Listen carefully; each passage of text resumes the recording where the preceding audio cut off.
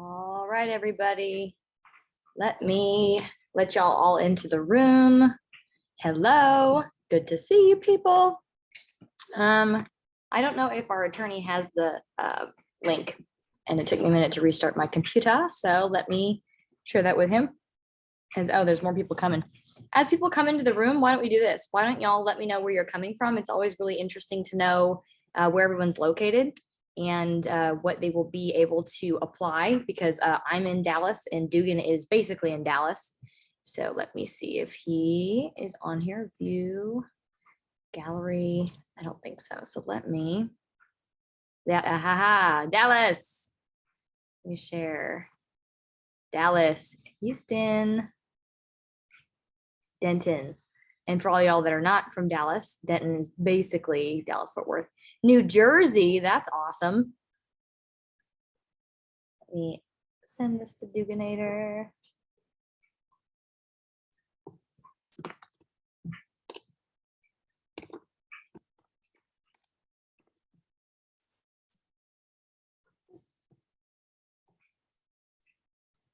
Houston. Y'all can send it to the group, that's okay too. Well, TJ, Jefferson, Mike, Tracy, Julie, Fireflies, by the way, is my little note taker. It's not a person. Jesus, Autumn, Clint, and then hopefully Dugan will jump on in a second. But if not, I will go ahead and get started. I did just send him the link. So really what you get to do is, I hope that you guys have spent a minute, maybe even Googling, maybe even, I don't know, getting on YouTube, for example, and being able to figure out what is a fund? What is a fund used for? And specifically a real estate fund. If you guys were at my, what was it, on Monday, I did a meeting about crowdfunding. That's a different type of fund. As far as the structure goes, Dugan has done all the above, the regulation crowdfunding, and then also the regulation D fund setup, and then I think some others as well. So I think Reg A as well. So it's just basically a fund is a pool of money, and basically your structure of what the LLC is underlying. That's really the difference in your rights, how the deals typically go, where they're registered, where you go to go invest, what is required, what's legal, what's not, and kind of what you can expect. So that just changes based on the type of investment holding tank or company. So like I said, hopefully Dugan will get on here. Otherwise, I was just gonna show you guys kind of, again, the crowdfunding basics, and I can get started with that. But let me call him real quick, actually. Sorry to interrupt.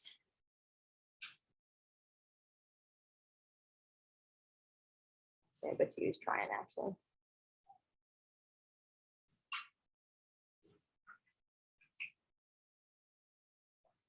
And oh wait, no, Rafik, nope, that's not Dugan.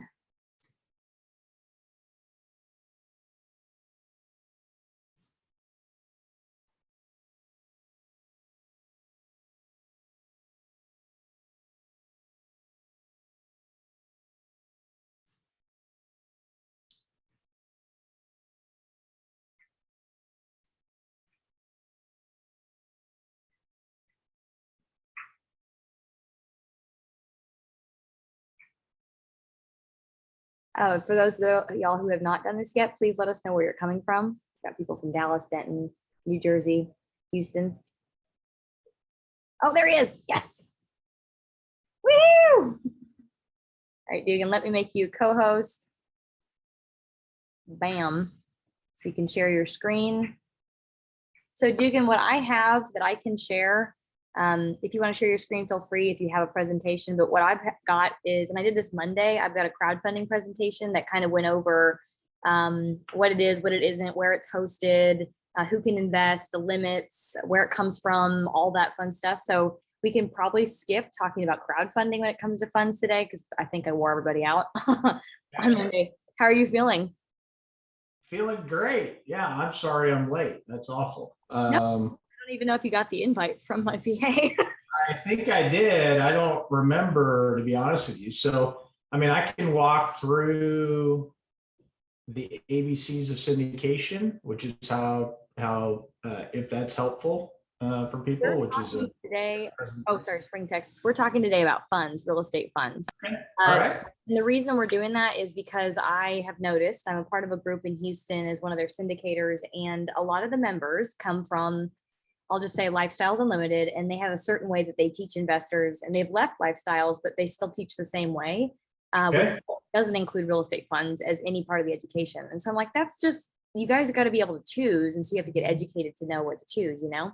So that's really what, and if anyone has any questions, feel free to pop them in the chat. We can cover whatever those are. Do you have anything, Dugan, for specifically funds, real estate funds? Let me see here. Well, every syndication is a fund. So anytime you create an entity and you do it, but regardless of what exemption you're looking for, whether you're under Investment Advisory Act or you're doing a Reg D fund, it's the same principles that Done everything, which is pretty cool. So you've done like with Keely, you know, you guys have done the crowdfunding, just like I explained about on Monday, Reg D funds. Can you do a fund with a Reg A? I've never done a Reg A offering or A plus. You can do a Reg A or Reg A plus offering. The downside to Reg A offerings, in my opinion, is unless you have like a massive social media platform like a Grant Cardone or whatever, it's really not applicable. Why? Because it's very costly. It's going to be way more costly than doing a regular fund or syndication of a portfolio or a blind pool. And secondarily, it's going to be long. Takes a long time for a Reg A fund to actually get approved. So I'd rather not spend $50,000, $100,000 on trying to get a Reg A fund approved, which caps you at like either 75 million or 50 million, regardless of what exemption or depending on what exemption you're looking for. Or you can do an unlimited amount on Reg D, whether you're doing a blind pool or a semi-blind pool. So let me let's pull this up. Yeah. This because this is not just specific for a single syndication. Hang on one second here, Kaylee. And one thing, I don't know if we're even going to get into this, but I can vouch from the operator side, the difference between doing what I've structured as a fund that's Reg D or CF. When it comes to the back end, crowdfunding has been so ridiculous when it comes, like we're doing a review right now that's turned into an audit. I mean, hopefully the investors know they get to see everything, so that's hopefully good, but wow. So I can speak from my lens, but I'd like anyone that has a question about what is a fund, etc., in the chat, and then we'll address that right after Dugan speaks. Yeah, that's fine. Absolutely. So, and I'm sorry I'm late, everybody. Just my admin left for the day, and so I'm still here. All right, so this is a presentation I frequently give around the country to conferences and meetups or groups that are looking to raise capital, regardless of whether it's a fund or you're doing a single syndication. So when we're talking about a fund or a syndication itself, all that means is we're pooling other people's money and we're deploying that capital. We're using it to actually buy an asset. It doesn't really matter what the asset is. Like it could be a multifamily property. It could be self-storage. It could be a winery.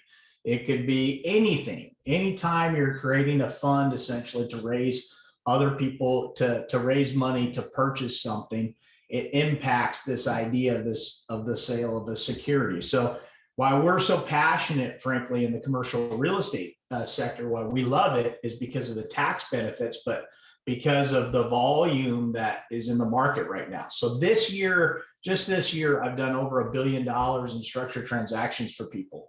That's for people that are, yeah, exactly. That are people that are either syndicating, either an identified asset, meaning I have a contract, I'm gonna buy this property and I need this amount of equity once I back in through my leverage. Or I want a semi-blind pool fund, which means I'm going to raise money associated with this property or these properties and any other property that fits my criteria in that.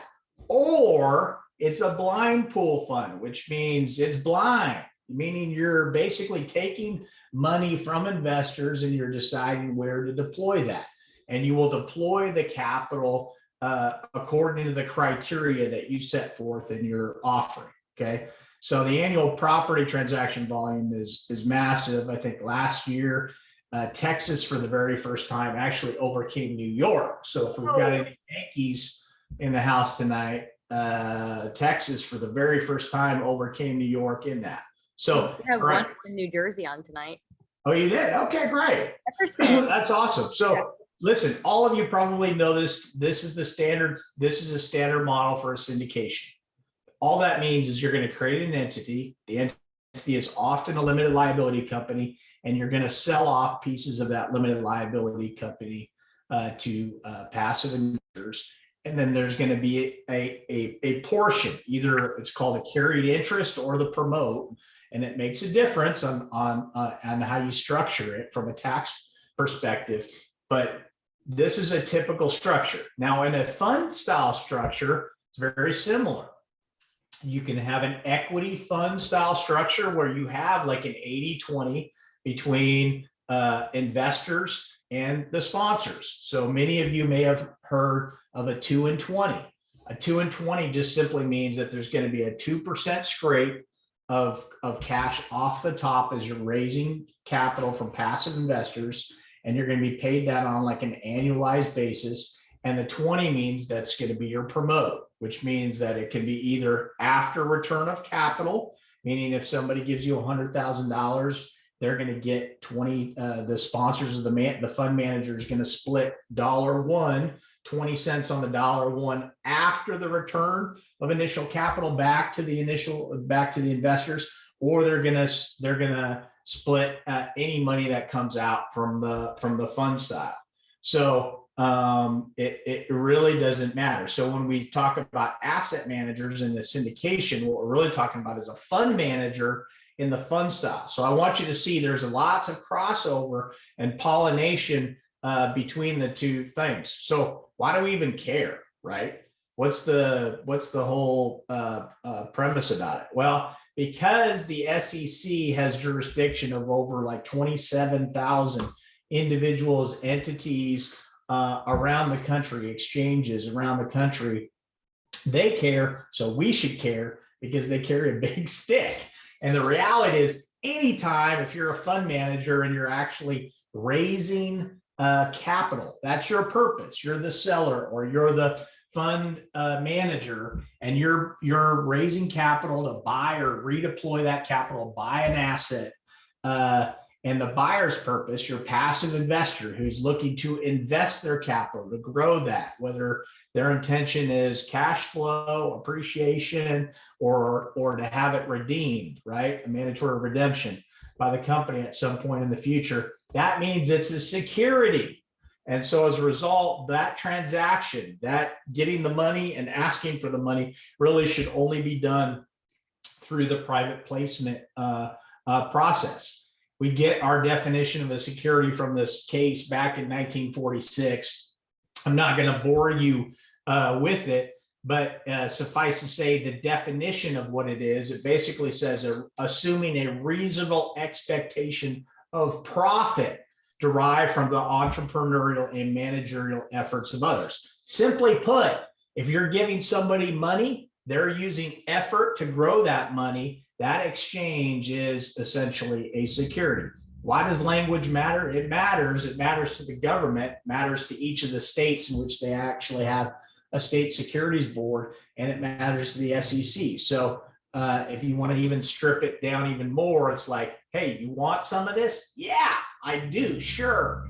And here's my money, and grow it, regardless of whether it's being placed in a single asset fund, a series or a portfolio fund where they're going to deploy the capital on several assets, or whether it's going to be put into a blind pool and Kaylee is your fund manager and you're like, hey, Kaylee, go buy something and give me a dividend on a monthly or quarterly or annual basis. So here's what the key kind of ingredients are typically that you see, and then we'll just distinguish them. But obviously education is key, right? So you care, you're doing something that the vast majority of the population is not doing tonight. Why? you're attending a meetup, right? You're doing something to actually consume content to advance your knowledge in the space, to actually potentially help people or help your family or yourself. That's the first step. So in the fund size, we're already looking for essentially criteria. So instead of our criteria being defined to a single purchase and sale agreement, while in the syndication world, we're actually buying an asset and we're syndicating it. In the fund world, there's a whole set of potential targets out there.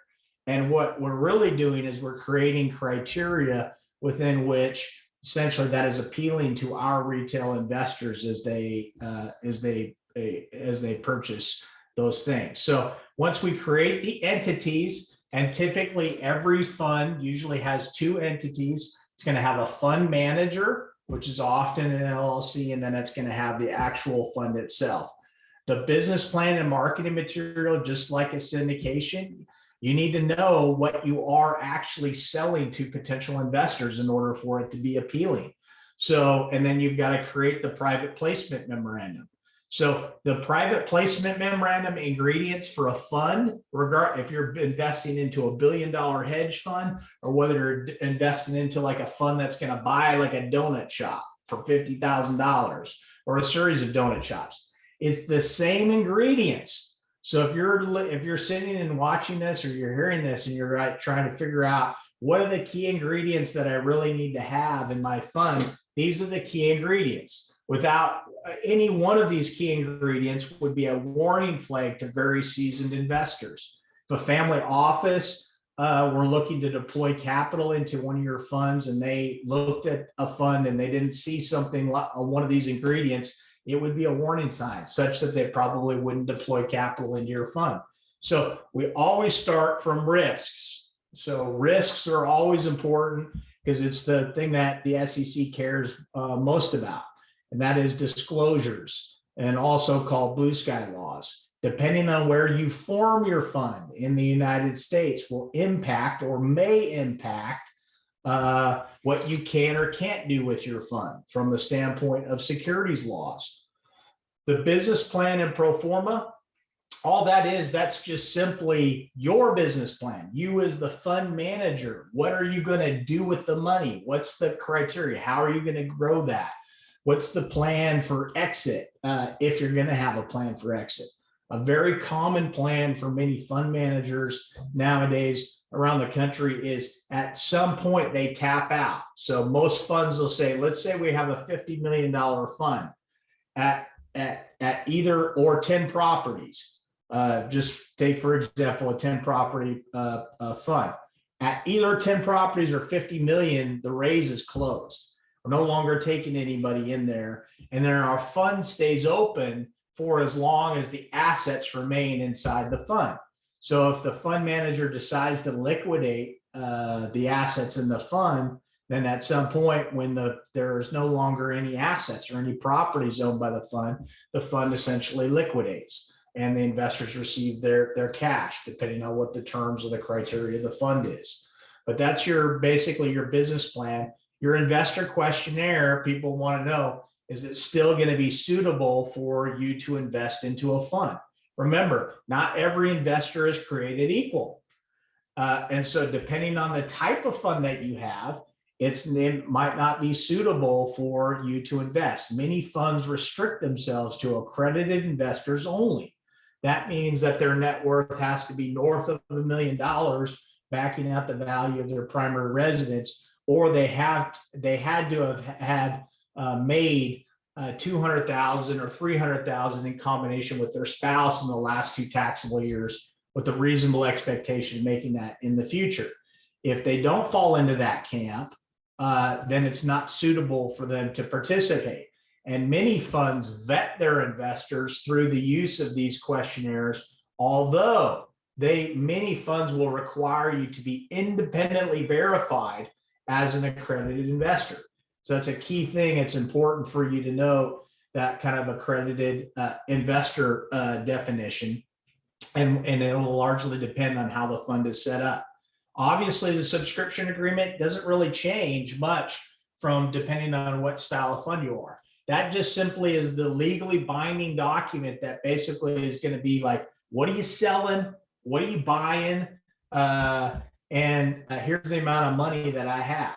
And once there's a meeting of the minds, right? I'm giving you $100,000 and you're giving me X percentage of equity in your fund, or if it's a debt fund, I'm giving you $100,000 and you're going to give me 10% return on my money on a monthly basis. That's what's set forth in that subscription agreement.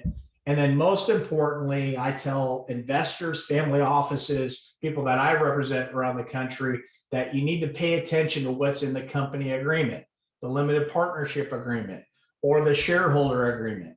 That's the legally governing document that exists between the fund manager on the one hand and the passive investor on the other. And it's the one that doesn't go in the trash when the raise is closed. It's the one that has to stay present because it applies. When do I get paid? What are the distribution rights? What are the exit plan? What voting rights, if any, do I have? How do I remove a manager who's bad? All of those things are set forth in your company agreement. So it's very important. So if you were going to invest into a fund and they didn't have a company agreement, be like, hell no, I'm not doing it. You wouldn't want to do that. It just wouldn't be appropriate. And then most importantly, obviously, payment, right? So if you're going to set up a fund, you have to have an easy way for investors to be able to pay you and for you to be able to pay investors. And so if you're not, I would encourage you, if you're thinking about funds, you really need to be thinking about portals and software that can make your life very easy. There's lots of vendors out there. It's not terribly expensive for you to get a decent portal or way for you to communicate with your investors as you continue to manage the assets that the fund will own throughout that life cycle.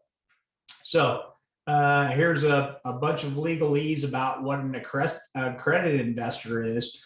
But for you, what's most important is either you're going to be deemed an accredited investor with if the entity that's investing into your fund has $5 million in assets. Notice I didn't say net worth, right? It's assets. So if you have an LLC or a trust or another style company that wants to invest in your fund and they have at least $5 million in assets, doesn't have to be liquid assets. It could be intangibles. It could be illiquid assets, right? They're positions in either futures, commodities, or other types of other security devices. They're deemed an accredited investor. If you're looking for somebody from obviously net worth or liquidity from a personal standpoint, then they have to fall in this certain net worth, meaning that net worth over $1 million, backing out the value of the primary residence, or that $200,000 or $300,000 with their spouse.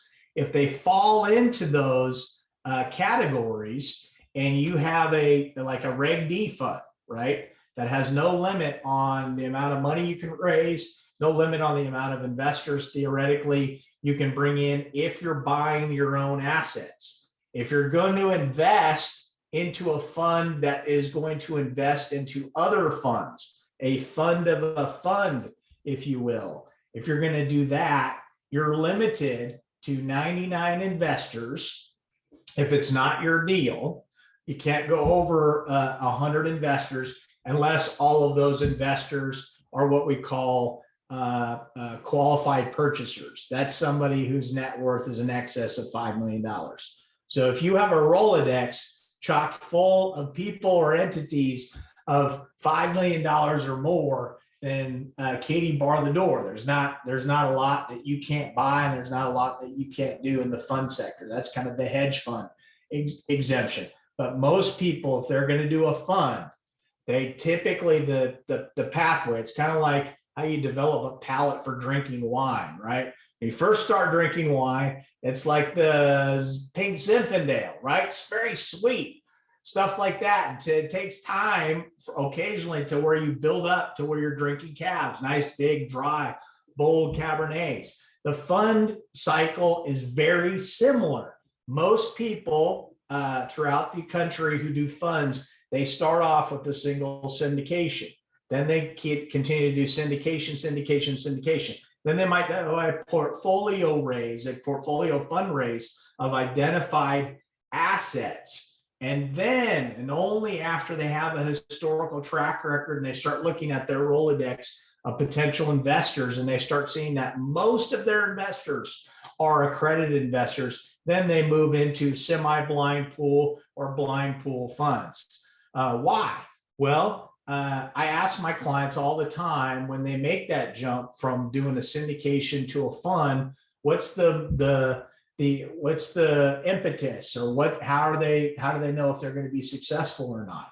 The reality on ones that fail, they come back to me the same concept, and that is our retail investor, meaning their retail investor that they're pitching on, either the criteria or the fund concept, meaning if it's a semi-blind pool fund or a blind pool fund, they're basically saying, I don't like this. I want to know what the asset is that I'm actually buying. Where is my money actually being deployed? Now, if your investors are like that, then you will struggle theoretically with the fund. That's why you see that kind of gradual scale of people that develop skills and talents over time. Now, the SEC has expanded this definition of accredited investors recently, and they've said, hey, if you're a guy or a gal and you don't have $200,000 or your net worth might not be over $1 million, don't lose heart. You still potentially could be an accredited investor, especially if you're working for a fund or you're inside of a fund and you fall into this category on the left, this knowledgeable employee or knowledgeable person in the fund, general partners, board members, directors, trustees, affiliated managers, executive officers. All of those individuals are deemed accredited investors, regardless of whether they're making $200,000 or $300,000 a year, or their net worth is $1 million or more. And that's a cool little factor in, we talk about sophisticated investors because it does still apply.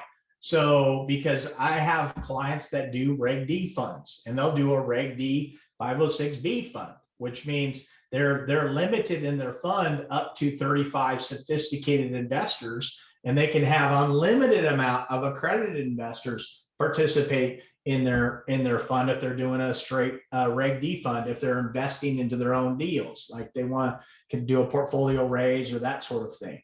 And then from just a refresher for those of you that are out there from the SEC's perspective, because I get asked this a lot, what the hell is a sophisticated investor and how do you know? Well, their definition is basically, does this potential investor have sufficient knowledge and experience in business matters to evaluate the risks and merits of an investment? If the answer is yes, then the potential investor is a sophisticated investor. If the answer is no, they don't, then the answer is no. So the same thing, the same rules apply regardless of what your security is and whether you're having a fund. If you're going to look to use other people to raise your capital, to sell your securities, to pitch your fund, you got to use a registered broker dealer. There's no ifs, ands, or abouts about it. You can't use somebody who has a big Rolodex and you want to give them something on the side. That is not appropriate. So your fund has to fall still into this, either you're utilizing a broker dealer or the people that are pitching the fund, the people that are selling the securities have to be the issuer, right? So when we look at the definition of what a broker is, it's broadly defined as a person engaged in the business of effecting transactions in the securities for the account of others. That's a very broad definition. Or a dealer is any person engaged in the business of buying and selling securities of his or her own account through a broker or otherwise. That's very broad as well. Now, if you're a registered broker dealer, that means you're registered with the SEC. You actually hold specialized securities licenses, and you're registered with what we call an SRO. That SRO means a self-regulatory organization. The largest of these in the world is called FINRA. So all of those criteria are for registered broker dealers. And you're like, well, man, this is way over my head. I'm not going to do this. I can't do this. That's not true. The most amount of people that syndicate and they do their own funds are what we call issuers. They fall into this issuer exemption. And that is basically somebody that put the fund together, is using that fund to essentially buy and deploy that capital on their own acquisitions or other things. People that fall into the issuer exemption do not have to be, are exempt from having to be registered with the SEC as well as the SRO, because they fall into that issuer exemption. They can sell their own securities under this issuer exemption if they outright own the stock themselves. They have to obviously provide a managerial role in the company, but it can't be tied specifically. Their role can't be just tied specifically to capital raising, right? Or selling the securities. So your one of the key things that all sponsors, operators, fund managers, those terms are used interchangeably with one another.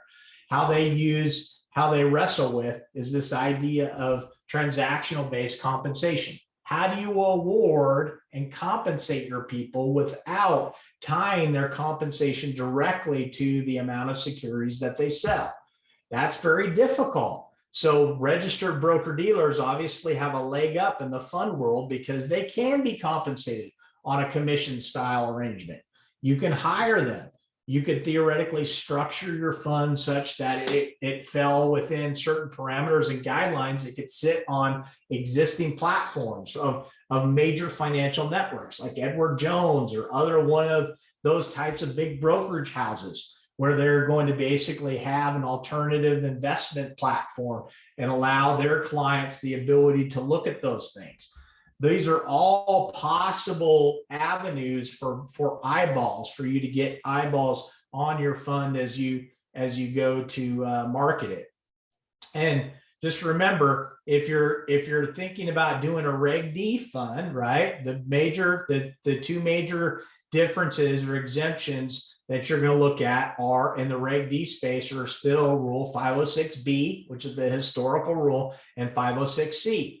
The major difference is obviously in 2013 with the passage of the Jobs Act, we actually got the ability to advertise. That blew all of our minds away.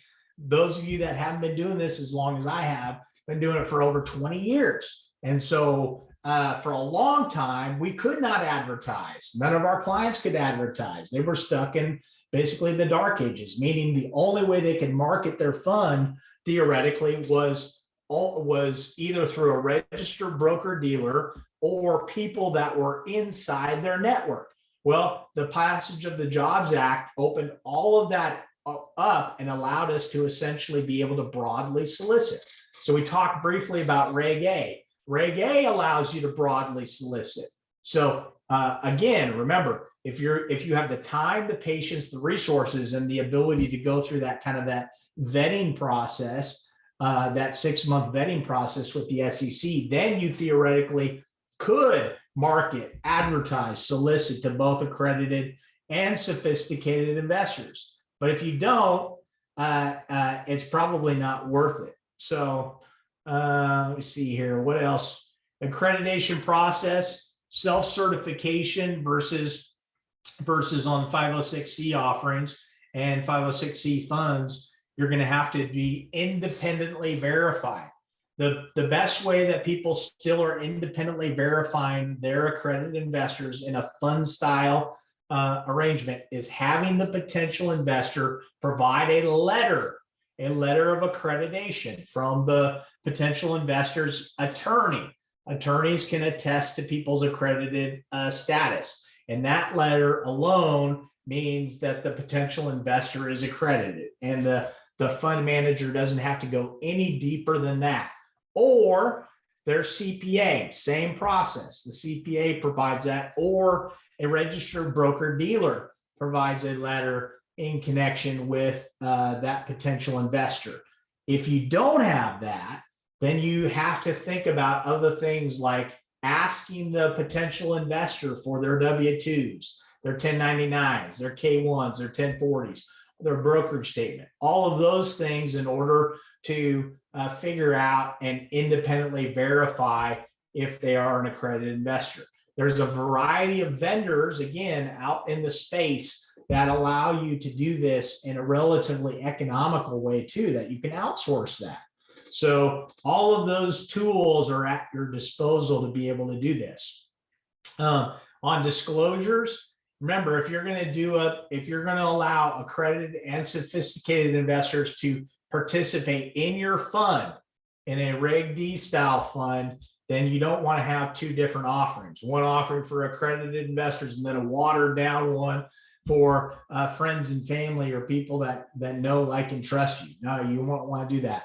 You want to keep the offerings a consistent kind of integrated offering throughout. You don't have to have necessarily a big, long, nasty PPM. But remember, these things are for your protection as much as they are to inform your potential investors about the risks associated with investing into something. This is a cool new rule that recently came out from the SEC, and this is called Test the Waters. This is how some operators are choosing to kind of straddle both worlds between whether they're going to choose to advertise or not advertise. And basically what this allows them to do is push out essentially a pitch deck or a soft kind of preview, an appetizer, if you will, about what they have going on.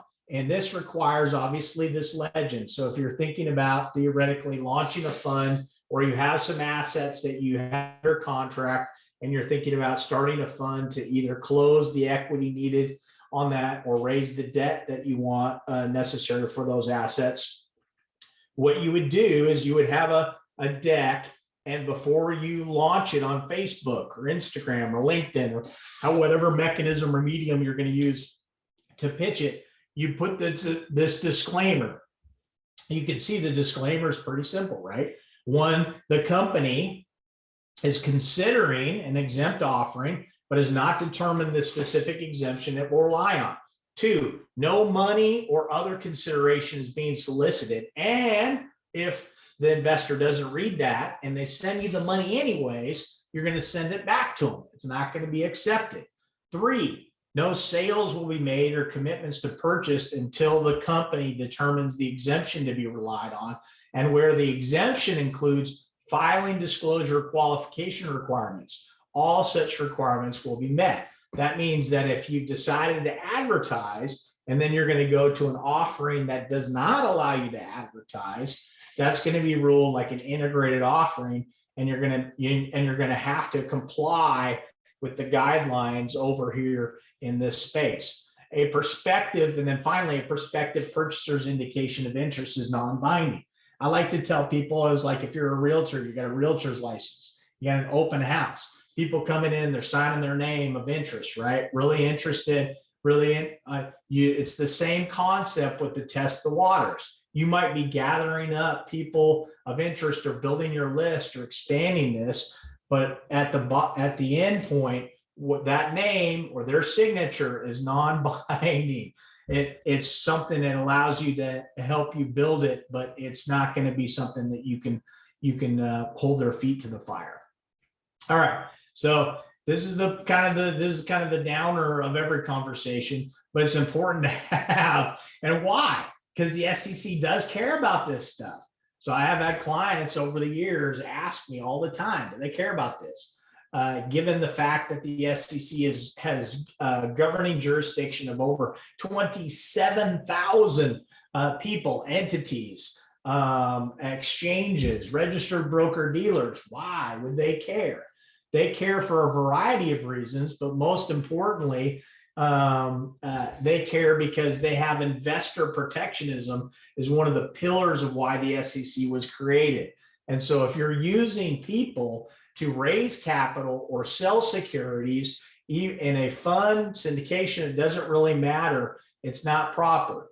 Now, the SEC isn't rolling around in their SEC cop cars looking for you to throw you in the back of that and take you off somewhere to jail. That doesn't happen. But you could be the downside risks associated with this are pretty severe. The finder, meaning the person that's out there actually doing that stuff, they theoretically could be in violation of criminal statutes, subjecting themselves to massive fines, or in the worst case, kind of like imprisonment. Issuer risks, meaning the fund that you've created, that entity that you've created, that you so painstakingly spent money, time, energy, emotional bandwidth to create. Now they're at risk, and that entity is going to be closed down. And then rescission, all of the money that you theoretically collected from potential investors or actual investors that have invested into your fund, that have chosen you to be the fund manager, the steward of their money, now is going to be ripped up and torn up, and you're going to have to give that money back. And your fund is going to have to liquidate all of its assets. So imagine if the fund was very successful and started achieving some traction and bought into positions, or even bought properties of its own, 5, 6, 7 properties, and it had prepayment penalties on those from the debt side. And then your fund got audited. And then once we peel the onions back, the regulator found that you were using unregistered finders. So I would just tell you, it's really just not good for you to step outside of that. Each state has its own state securities board. Their state securities violations. That's in addition to what they have at the Fed. Auditors may raise accounting issues resulting from this, and then there are bad actor consequences. Bad actor is a legal term that basically says you're on this list, and it's the bad actor list, and it prohibits you from doing deals. Whether you want to do a syndication or another fund, it prohibits you from doing that. So you got to remember, each time we form a fund, we're actually notifying the SEC that we're forming a fund. That's regardless of whether you're doing a single syndication or a syndication of multiple assets in a portfolio fund, or you're doing a semi-blind pool or a blind pool fund. We're telling the SEC that we have this out there, so they know about it. It's not done in secret. So if they decided to audit your fund, they would have the information necessary to come knock on your door. Nobody wants to see the windbreakers at their door to have to account for what they did or they didn't do inside the context of your fund. So I would just tell you, try to be as compliant as possible all the time. Now, all of that sounds very scary, right? Like, why would I ever do this? Why could I ever do this? Maybe I can't do this. Maybe that's what you're thinking to yourself tonight. I don't want you to leave with that. I want you to remember that people that get into this business are passionate. I'm passionate about real estate. I think you are too. Otherwise, why the hell would you be here at night rather and listening to a lawyer rather than doing something fun, right? This is not an individualized sport. This is a team sport. Everyone from the guys that you hear on the radio, where they have the TV stations that do this, to the people that are just getting started, they need help. They need a team. It takes a team to succeed for every fund. I've not yet had a client in 23 years be successful in this space by themselves without help. Now, I'm not saying it can't happen, but if the most likely pathway to success is to surrounding yourself with good people and building yourself a team, then why would you take any shortcuts on that? So maybe you're saying to yourself, I don't have a team right now, but I know I want to get started and I want to do something. Then think about hiring yourself a registered broker dealer to market and raise capital for you. There's nothing wrong with that. It's expensive capital, in my opinion, the type of equity that they're going to want theoretically, or the fees they're going to want in connection with your fund is going to be be exorbitant, but there's lots of a variety of ways in which you can be successful in any of that stuff. Building your list and your network takes time. There really, again, there aren't any shortcuts in this process, but it's an important thing to note that if you're going to create a fund, it's going to exist for a long time. The most likely exit strategy, especially in the commercial real estate context, is somewhere between 3 to 5 years. Now, if interest rates continue to rise, the reality is maybe that helps with cap compression and sellers become more realistic on sales prices. But that means that maybe your exit strategy is longer, right? So maybe you're not looking at a 3 to 5 year. Maybe your plan is 5 to 7 years, 7 to 10 year, or even a longer fixed rate product on the loan for, depending on if the fund is out there in the debt market. So it's important for you to note that. All right. So I'm going to leave you this, and then I'm going to answer any questions. So I try to be a very positive person. I really believe in the power of positivity. If you're not a positive person or a positive thinker, this may not be the right industry for you, because you will suffer. You'll suffer lots and lots of criticism, or people thinking you can't do this because you're too young, or you're too old, or you're a woman, or you're a young guy, or you whatever. There's all sorts of people that are able to say no. So I have this poem that is made by Mother Teresa, and I have this framed on the inside of my office. So anytime anybody shows up in my office every day, they're able to see this. So people are often unreasonable, irrational, and self-centered. Forgive them anyway. If you are kind, people may accuse you of selfish, ulterior motives. Be kind anyway. If you are successful, you'll win some unfaithful friends and some genuine enemies, but succeed anyway. If you're honest and sincere, people may deceive you. Be honest and sincere anyway. What you spend years creating, others could destroy overnight. Create anyway. If you find serenity and happiness, some may be jealous, but be happy anyway. The good you do today will often be forgotten, but do good anyway. Give the best you have, and it will never be enough, but give your best anyway. Because in the final analysis, it is between you and God. It was never between you and them anyway. So that's the words of affirmation that I see every day when I come to work and get to do this every single day, because there's lots of times that you face adversity, especially in this industry, and you want to remind yourself of it's not all mountaintops and it's not all valleys. There's a lot of steady consistency that's needed in order to be successful. And it's incremental success that's going to help you build your long-term success. Here's my contact information. I'm going to make this presentation available free of charge to Kaylee, and she can hand it out to anybody that's interested in it. And then let's take some questions if there are any questions. If anybody's not snoozing away. I've got a couple of quick questions. So there were some terms used that if they were new to me, I may not know what they mean. So for example, I don't know if we covered this, but in a fund, so there's different types of, no, we didn't cover it, sorry. There's different types of structures to funds, right? So there's drawdown funds, there's funds that have a capital call, there's funds that, for example, so if you saw a fund with a drawdown setup, Right. what would that make you want to be more aware of if you were a passive investor? Is that good? Is that bad? What does that mean? I want to know kind of what the assets were on a drawdown fund and how long I'm going to be in the fund. So that just means that they're going to use my capital to be very aggressive on buying some assets. And then at some point, I'm going to be popped out of position.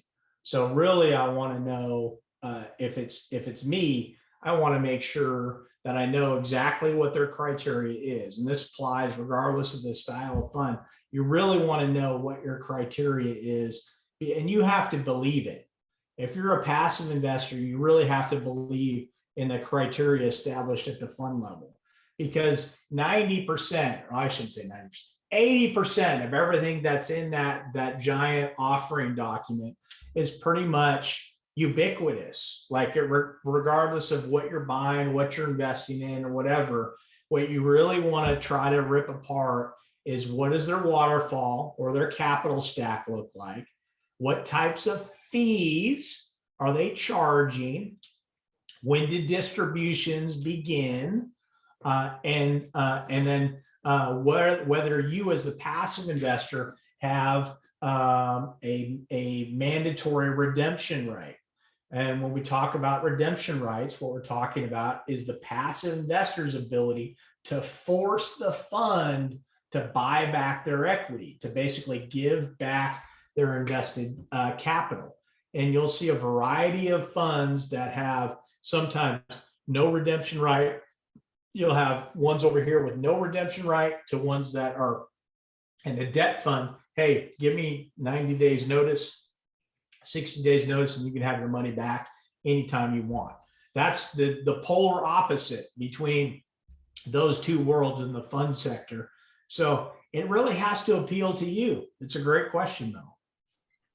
When it comes to timing, this is a question I've gotten a lot.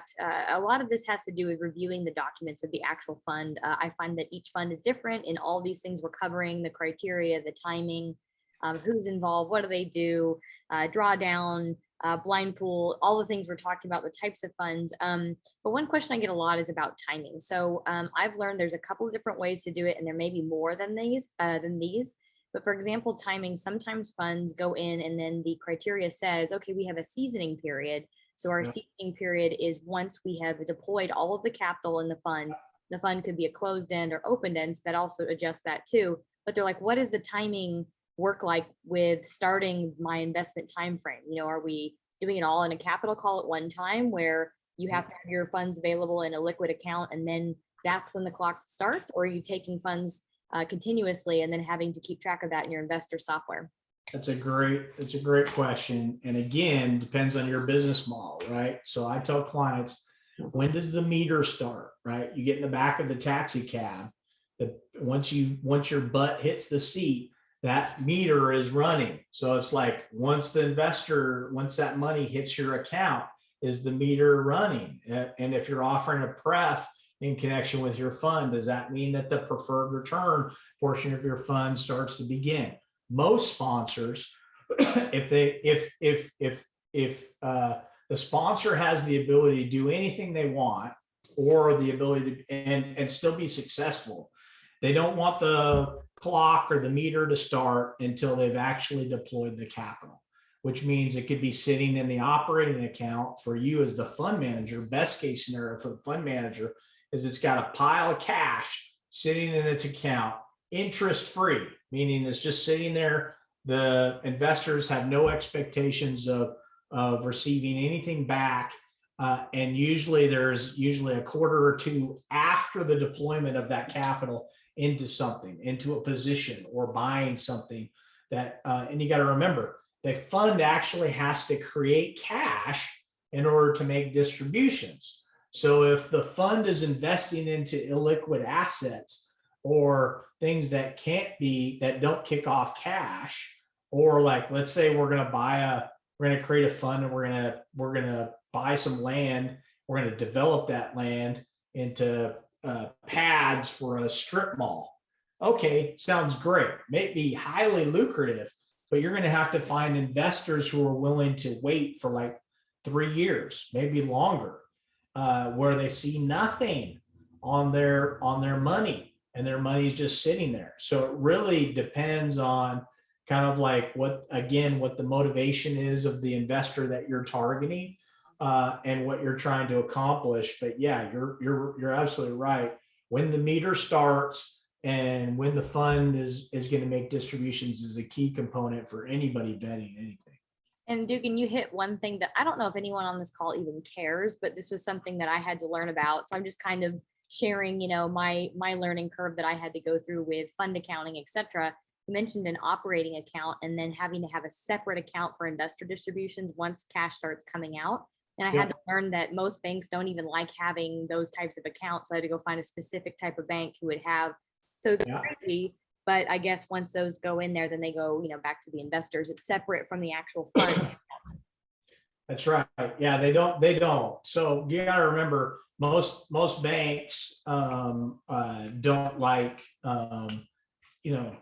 LLCs that have that are doing what we're proposing to do in the commercial real estate sector. It doesn't matter whatever asset you're buying. They're not crazy about that. They want lots of money sitting in that thing that's rather stagnant for a long period of time. Why? Because they're using your money to actually invest it themselves. That's what banks do. They take your money, they leverage your money by a factor of 9 or so. They go out and they buy their own assets and deploy their own positions. So yeah, it's hard, but once you've established a good relationship with a banker, keep that relationship with your banker.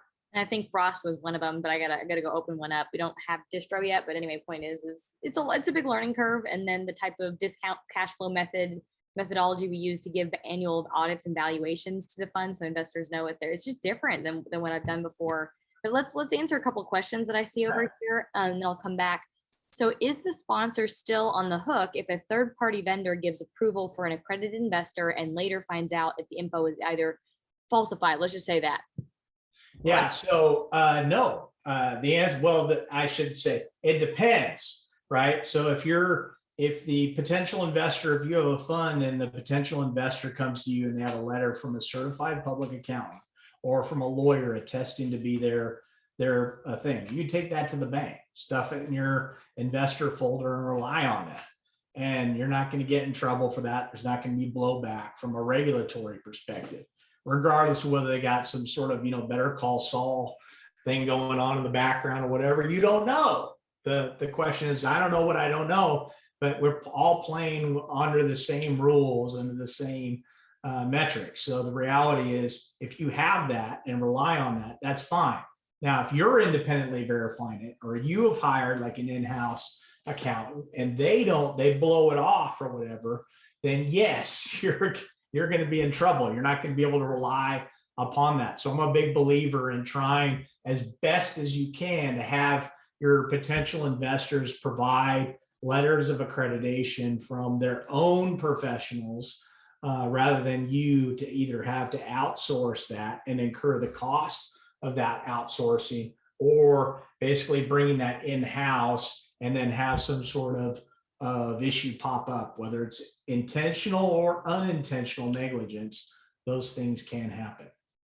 I'll give a quick suggestion. Like I mentioned earlier, when I'm learning about different types of, it's a drawdown fund, for example, you put up a commitment to how much money you're going to put into that fund, but you don't want it in someone's fund when you're not sure that it's either going to be deployed quickly or whatnot, because it's a blind pool fund, for example.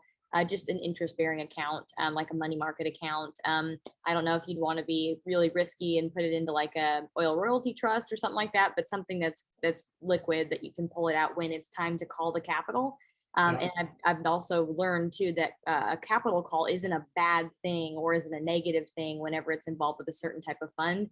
That's kind of what we associate with, you do an apartment deal or whatever kind of deal, and they're like, okay, well, this supply cost now went up 30%, so we need to go back to the investors and raise more capital. Different deal than a fund where they're just raising the capital when it's time, So that's a good point. I tell my investors all the time, you want an operating agreement that actually has capital call provisions in it. If you don't see capital call provisions in it, then that means that their strategy hasn't really been thought out, because it's the what if. Like, what if something catastrophic is going to happen? What if COVID happens? What if the fund has deployed its position into several assets that actually require debt service or something like that? Yeah. You, as the fund manager, have a fiduciary obligation to all of your investors to make sure that the fund can continue to maintain its current position that you're holding in those assets or in other people's funds. And if you don't have the tools available to you to be able to do that, then you're sorely mistaken. So yeah, it's important. Got another question. So, and I'm seeing a couple of the same questions, so I think this one might knock a couple out. I keep seeing people raising money for other people and co-GPing, or co-general partnering, even though they really are just fundraising. I assume this is not allowed, one. And then also, well, that's the next question. Yeah. Right. Yes, it is not. It is not allowed. That's that whole aspect of illegality of finders that we're talking about. So regardless of whether you're doing a simple syndication or you're doing a fund or you're doing a semi-blind pool fund or portfolio raise, the reality is that if you're going to raise capital, meaning you're going to sell securities, it either has to be your securities that you're selling, meaning this is your deal, this is your fund, you're a part of the fund, you're a part of it, and there's no ifs, ands, or buts about it. It's not just simple camouflage, but it's a legitimate thing. Then you can be compensated. You can't be compensated on transactional basis, meaning you still can't, unfortunately, have a system of for every dollar I raise, I get X. That can't happen, even if it's your fund. The SEC, from their perspective, and you have to remember this is a decent perspective to have, and that is we want to protect investors. And if you have a compensation structure that awards or rewards individuals, even if it's their own fund or syndication, such that they get more money the more they sell, then the reality is that from the SEC's perspective, they're more likely to not tell the truth when it comes to the risks associated with the transaction or the fund. So I would just say, don't do it. And if people are out there doing it, don't stop, don't do it. So you can have, the SEC does not have a limit on how many general partners there can be in a deal. So there's not a, there's only 3, or there's only 5, or there's only 7. It depends on the deal. But if you're going to be a co-sponsor, a co-general partner, a co-manager, it really has to be legitimate. So I tell people the safest thing to do is if you're signing on the loan, why would anybody ever sign on a loan, regardless of whether it's recourse? Certainly if it's recourse, but even if it's non-recourse, why would you ever do that if it isn't your deal? Right? So even if you're signing on the loan or you're signing on the debt or you have a substantial role involved in the fund, then you're, I think, in my opinion, you're in safe waters to participate and to be compensated. You still can't have I'm going to take X for every dollar I raise or every dollar I sell. But you can be a part of what we call that issuer exemption, right? And you don't have to be just a registered broker dealer in order to be in this space. All right, the next follow-up question to that. I've been hearing that if you start a fund with less than 99 investors, you can raise for other people. But I've also been told that this is still assets under management and AUM, that's what I'm reading, assets under management, and falls under registered investment advisor rules. That's correct. That's correct. That's a great point. So if you create a fund and it's not a Reg D fund, it's a fund that's going to actually invest into other people's deals. It's actually going to be purchasing other people's securities, right? So you're selling your securities in a fund and they're going to actually be purchasing other people's securities. That weighs in the Investment Advisory Act, which is different than the Securities and Exchange Commission Act, which means that you're going to be limited to that rule of 99 investors, and there's no way to get over that. Now you can shut it down, and then you can do another fund, but you can't.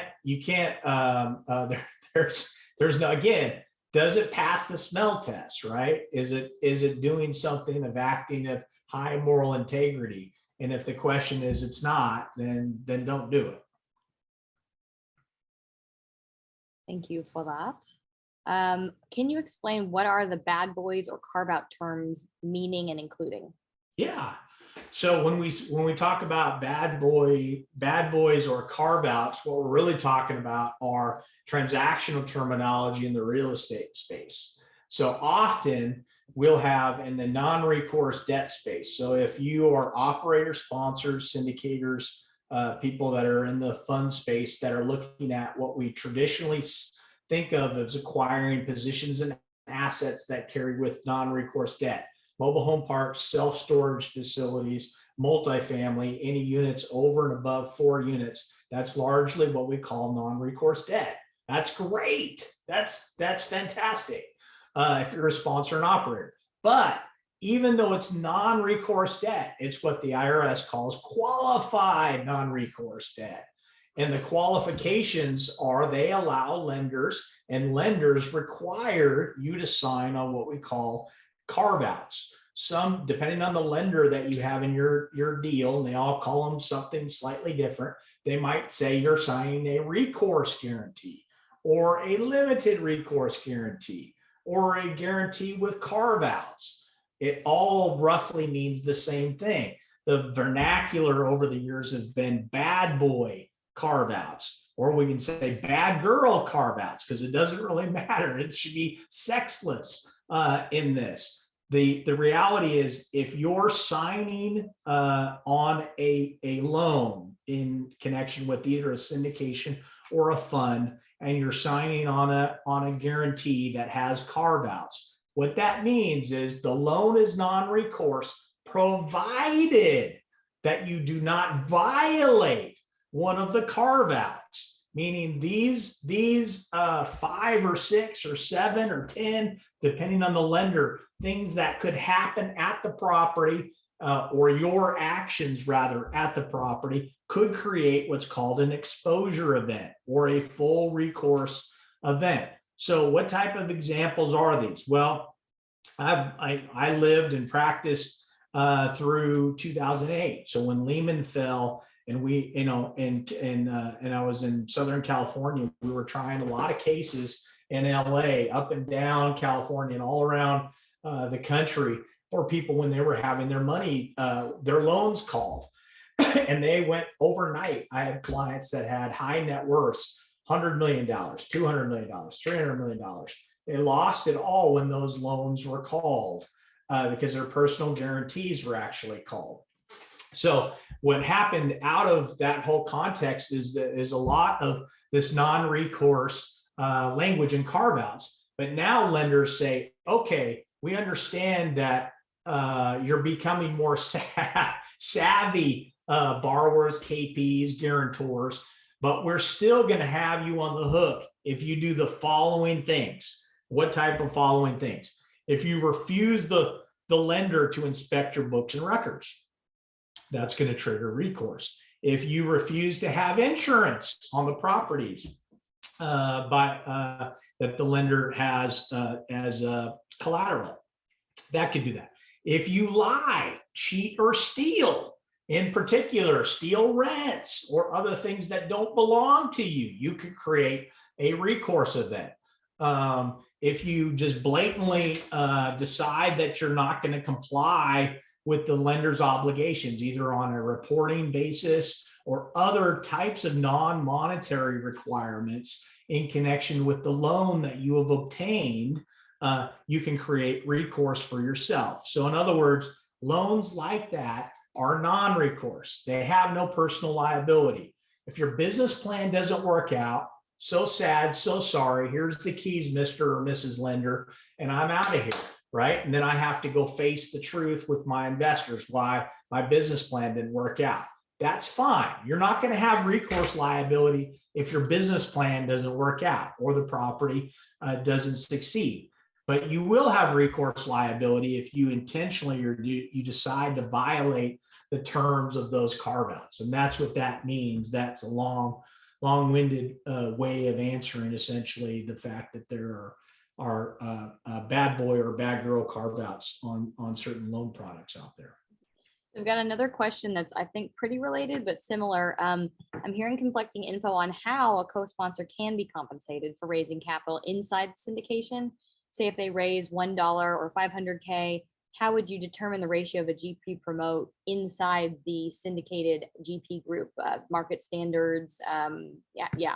Yeah. So I think best practices, if you're going to have a multiple GP style situation.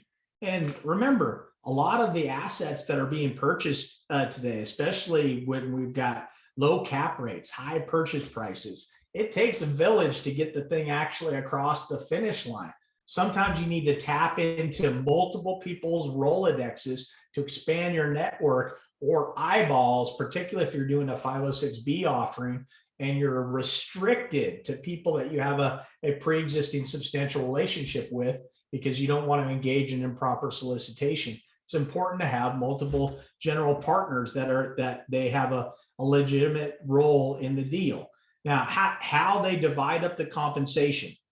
In my experience, the best practice for them to do that is from the outset, before any securities are actually raised.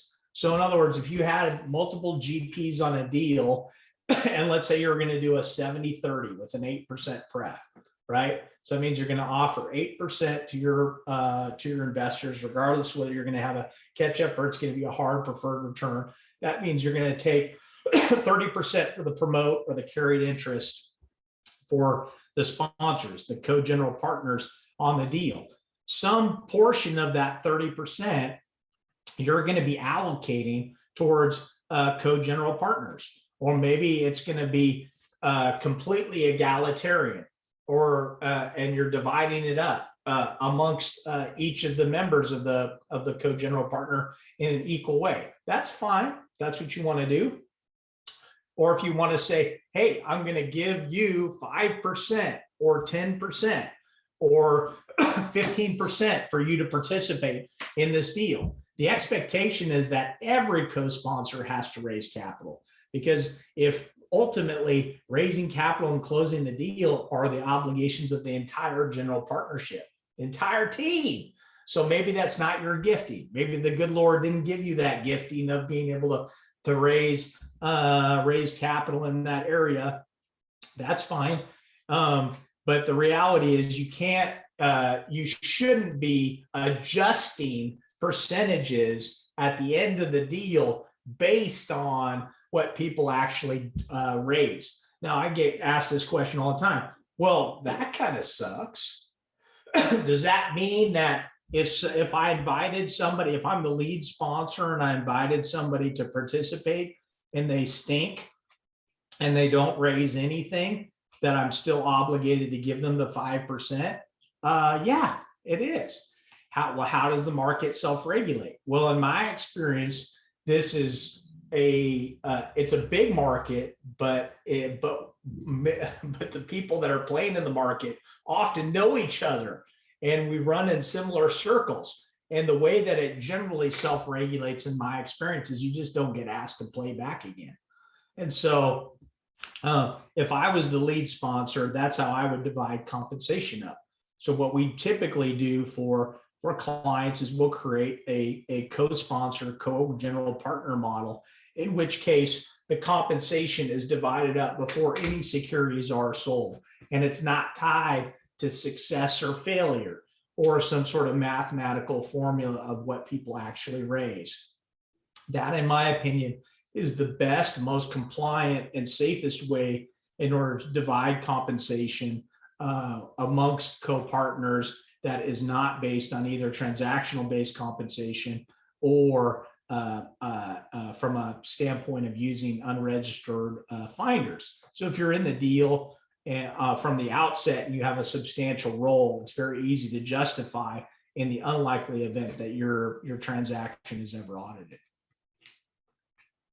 That was, oh, there's another one. Another question. That one kind of actually goes back to something I mentioned in the beginning of timing and how long is it going to take to get paid and the different types of funds that are out there. So for example, I'm not selling this or whatever. I'm just letting you know that the fund that I put together, it's a closed-end fund. So that means one thing. And then what someone's asking about in the chat is an evergreen fund. Oh, that's what he said. Is an evergreen fund is the same thing as an open-ended fund, and what's the difference between those and a closed-ended fund? Yes, it is. An evergreen fund means that it's constantly open. It's never going to close. So in an evergreen fund, it's going to be very important for you as the fund manager or you as the passive investor to be able to know what are your rights in the area of redemption. What's the lockout period? When we talk about lockout period, that's really the period of time within which you invest that your money is illiquid and you have no ability to pop out of the fund. So if you're going to go into an evergreen fund and there's no redemption rights, I would never invest into that type of fund, unless maybe Warren Buffett was the fund manager and he was guaranteed something. The reality is you wouldn't want to do that. But you also are not going to see a fund structure that has like an open-ended, anyone and everyone can redeem all at once, right? If you that great movie, It's a Wonderful Life, with George Bailey, right? At the end, he's banging on the door, the people are trying to get into the bank. The bank closes up the door. At some point in the fund structure, it's the same concept. You have to have parameters that protect the fund's position to be able to be sustaining for the other investors. So you can't have a run on the bank, so to speak, to deplete all the capital in the stores. So it's not uncommon to have something like redemptions are allowed up to maybe 25% in a particular quarter. And if you miss out or you don't hit that particular metric where it's all done, then you have to wait in order to do that. The reason why funds do put those types of bumpers or restrictions in place are to protect themselves so they can actually continue to exist for the benefit of the other investors whom they serve. So it's important. And if you're going to invest into an evergreen fund, I would say that's one of the very first things that I would look at, is to look at the fees, the capital stack, but more importantly, when can you get your money out, and under what set of circumstances will they allow you to take your money back out. And Dugan, speaking of fees, when you look at a fund, so a syndication, that's a one-off single Reg D syndication versus a fund, which usually has a fund manager or a couple. What do you see as the difference in fees? Of course, I don't really want to get into like the waterfall fees, but right. I guess overall. Yeah. So, I mean, I hearken back to the historical model, the 2 and 20. So you would have like a 2%. It's not uncommon to have like a 2% equity placement fee, and then a 20% carried interest in the profit potential of the fund. And then also have an annualized 2%, 1 to 2% fee that's based on the assets under management. That's not uncommon. In fact, that's the 2 and 20 model. That's pretty much kind of been the benchmark that most of us have seen, regardless of whether you're investing in funds in the commercial real estate space or outside of this sector, right? Oil, gas, energy, futures, those sorts of things. You'll see that type of thing. You got to be wary of higher fees in other types of funds. But just because a fund manager is charging a higher fee doesn't necessarily mean that it's a bad fund or a bad investment.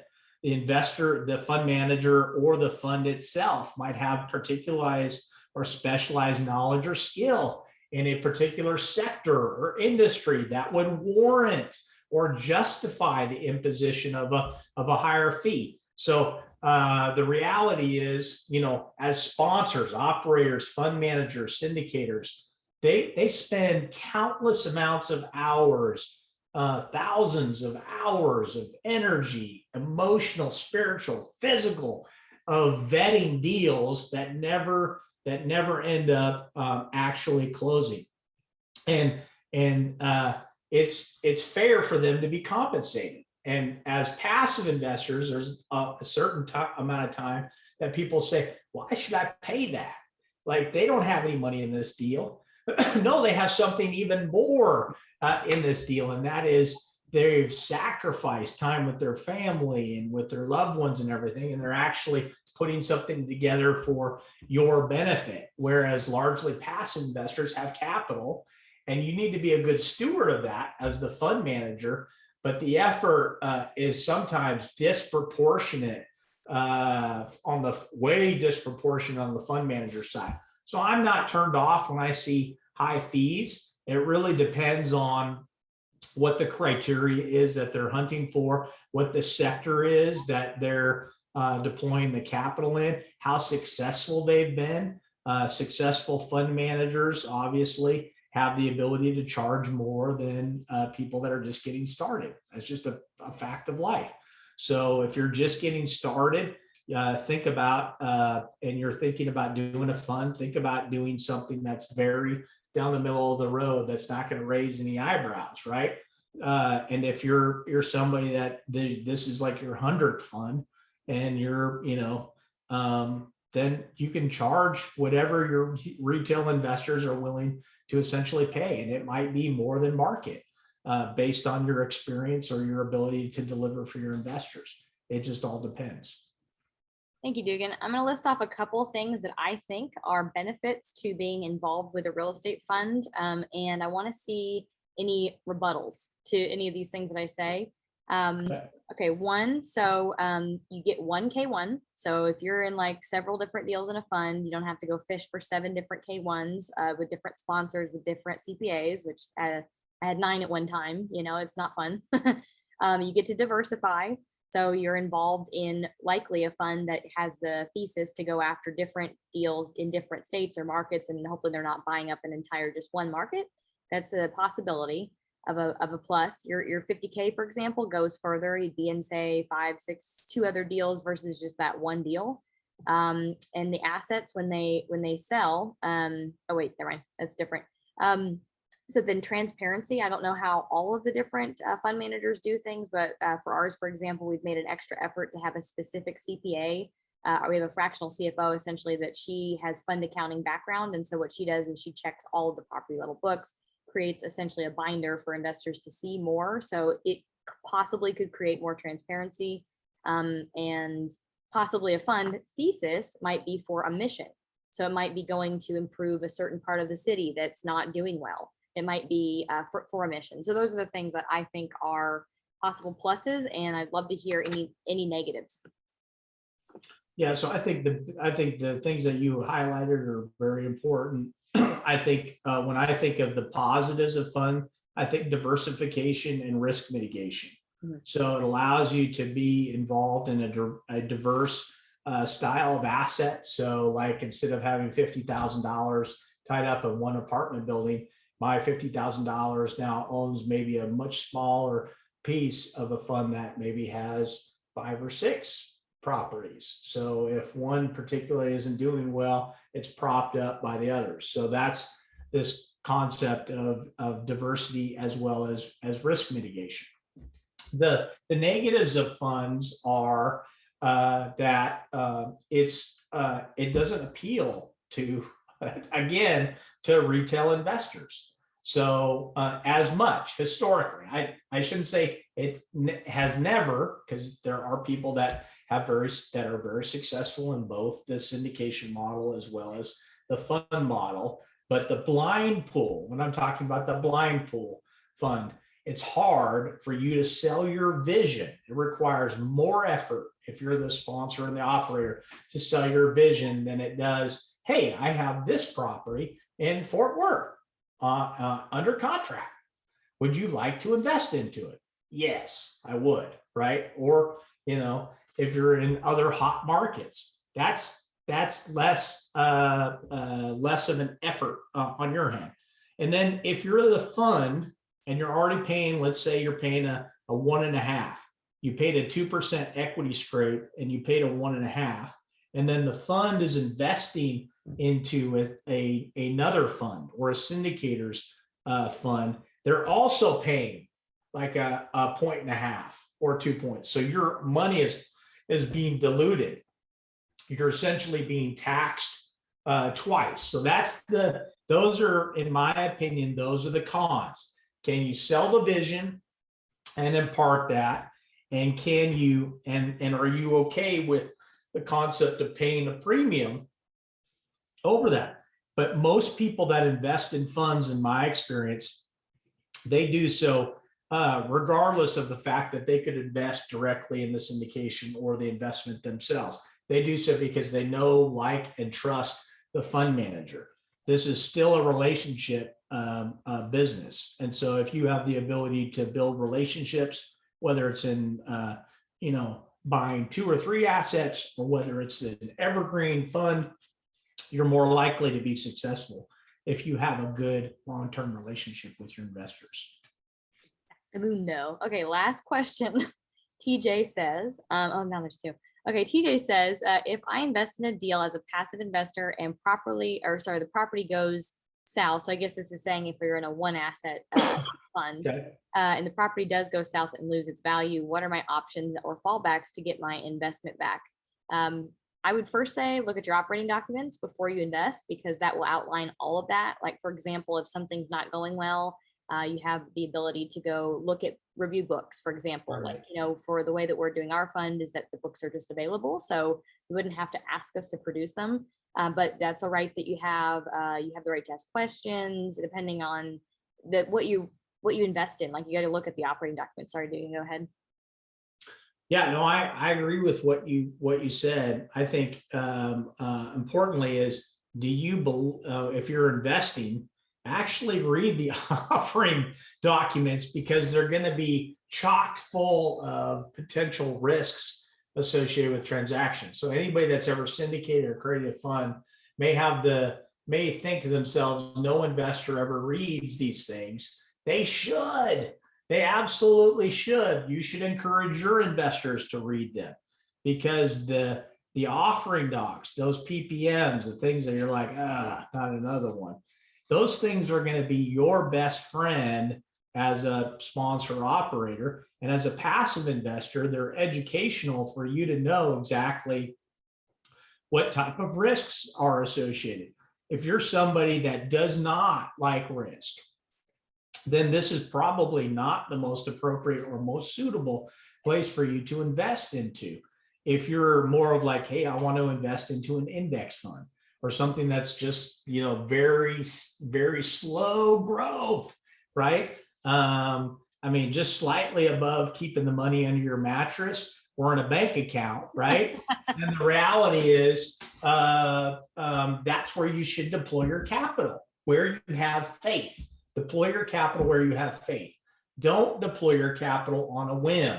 Don't deploy your capital with an untrusted or a sponsor operator that you haven't vetted. Don't deploy your capital if you don't trust the business plan. Trust your gut is one of the best things that I think out there. But yeah, because there's going to be, to answer the gentleman's question, there's going to likely be very little recourse for you as a passive investor if the deal goes south and a property fails or the asset fails for you to get your money back. So if I'm a passive investor and I'm investing into a syndication or a fund, again, I want to know what they're buying, and I want to know what the type of leverage, if they're going to be getting debt, what type of debt are they getting? Is it full recourse debt or is it qualified non-recourse debt? So if it's qualified non-recourse debt, that tells me a few things. That tells me that large institutional lenders like JP Morgan, Bank of America, even in our little sector, those types of banks, big banks that offer loans on non-recourse debt, they've underwritten the property. They've underwritten the business plan. That is acting as a security blanket to a certain extent for most investors. I don't think investors kind of realize that. Yeah. But the reality is, if the bank is willing to give millions of dollars and the bank is the biggest investor in every deal, then you as the passive investor should feel some level of confidence that the operator's business plan has merit, and the likelihood of complete and utter failure is not non-existent, but it is far more remote in that style of investing than if you're going to invest into something else that was wildly speculative with no backstops. So all of those things that have to filter through your decision tree matrix when you're deciding as a potential passive investor about whether to invest. But those are things that I look for when I personally am investing, or for clients that invest as well. One last question. If an investor is in a fund and the investors, an investor's in a pre-existing fund and it's time to pay them out, and another fund or entity or whatnot comes in and decide. So there's a question I got asked. I don't really understand it because I think it's a good thing, but they said in the fund portfolio, for example, if there's an opportunity for syndicators to exit a mature syndication that needs to cash out investors, so pay them, and then move that property to a new group of investors, how do we protect ourselves from that? I don't understand that question. Yeah, so that sounds like a recapitalization. So that it's not uncommon for, let's say, general partners who have a deal, but they're to fulfill their promise to their investors on an exit plan, they need to hit that exit plan and recapitalize, meaning they're going to go out and actually sell the asset to themselves. So one thing, fund managers, sponsors, general partners cannot engage in what we call self-dealing. That means they cannot artificially set a price lower than market and sell it to themselves or sell it to an entity that they just created. If that is not appropriate, that's engaging in self-dealing. Now, what sponsors or general partners can do is, if they're willing to pay market price, not the good old boy price or whatever, and they're willing to be transparent with their investors, and their governing documents don't prohibit their ability, they can certainly sell an asset to another entity that they own or control. That's fine, as long as it's disclosed. So what you never want to do is hide the truth. The cover up is often worse than the crime. So if you're intending to do something with an asset, remember, you're a steward of other people's money. You need to be honest, open, and transparent about that, and then give them the option. They can either come back in to the next deal and invest into that deal, or they can take their cash. Both are viable opportunities, but unless it's something that just, again, doesn't pass the smell test, you think that there's something shady going on there, like self-dealing analogy that we talked about. It's not a terrible thing for them to recapitalize and for you to be able to get your money back, or at least have the opportunity to reinvest it into the same deal if you want. Yeah, so that is, thank you so much, Dugan, for your patience, and thank you for hanging on with us this evening and really being super thorough with, I pretty much threw out all the questions I've ever gotten, and a lot of questions that we got were in addition to that. So I really appreciate your transparency and your patience with us this evening, and for doing a great presentation on what we need to watch out for, be aware of, how things work, how they don't work when it comes to real estate funds and Reg D, and basically when it comes to real estate funds. So thank you, Dugan. No problem. My pleasure. Thank you, everybody. Thank you, everybody, for joining. Let me all send you guys this link in my in the chat. So if you want to learn more about my company, we do qualify investors first. So you need to get on a phone call with us. That's the best way to start a relationship. If you don't already know me, a couple of y'all, I already can see you in here that we've talked many times. But I'm going to try to put that quiz link in the chat so we can figure out how to get on a call. And I really appreciate everyone. It's not working for me today. Hold on. There we go. And I'll put that in the chat for everybody so you can have it. And I just wanted to be as thorough as possible today, because I get a lot of these questions over and over again, and you guys all just selfishly gave me the opportunity to have a video that I can send out to anyone that has questions about what it is that we're doing. So thank you guys so much. Much love, and I will see you soon on another educational session of something to do with apartment real estate. See you soon. Thank you.